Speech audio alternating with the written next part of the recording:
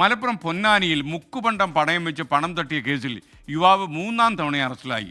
കടവനാട് സ്വദേശി പാലക്കവളപ്പിൽ റഷീദാണ് പിടിയിലായത്. അദ്ദേഹത്തിൻ്റെ ചിത്രമാണ് പ്രേക്ഷക സ്ക്രീനിൽ കാണുന്നത്. ഒരു മാസം മുമ്പാണ് പ്രതി ജയിൽ മോചിതനായി പുറത്തു വന്നത്.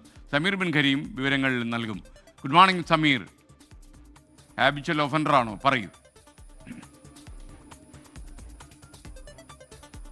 Very good morning. ഈ റഷീദിന്റെ ഒരു സ്ഥിരം പരിപാടിയാണ് ഈ മുക്കുപണ്ടം പണയം വെച്ച് സ്വർണം തട്ടൽ എന്നുള്ളതാണ് പോലീസ് പറയുന്നത്. ഇപ്പോൾ 3-ാം തവണയാണ് പൊന്നാനി പോലീസ് ഇയാളെ പിടികൂടിയിരിക്കുന്നത്.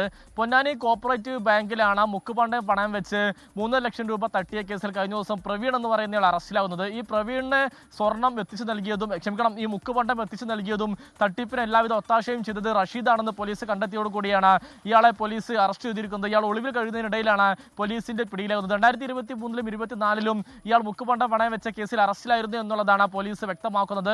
മാത്രമല്ല 2016-ൽ ഇയാൾ ഈ പുരാവസ്തു വിൽക്കാനുണ്ടെന്ന് പറഞ്ഞ് ലക്ഷങ്ങൾ തട്ടിയ കേസിലും ഇയാൾ അറസ്റ്റിലായിട്ടുണ്ടായിരുന്നെന്നും പോലീസ് വ്യക്തമാക്കുകയാണ്. കഴിഞ്ഞ ഒരു മാസം മുൻപ് ഇയാൾ തവനൂർ ജയിൽ മോചിതനായതിനു ശേഷമാണ് ഇയാൾ തട്ടിപ്പ് നടത്തിയത് എന്നുള്ളതാണ് പോലീസിന്റെ കണ്ടെത്തൽ. കഴിഞ്ഞ ദിവസമാണ് ഇയാളെ പോലീസ് അറസ്റ്റ് ചെയ്തിരിക്കുന്നത്. Okay, thank you.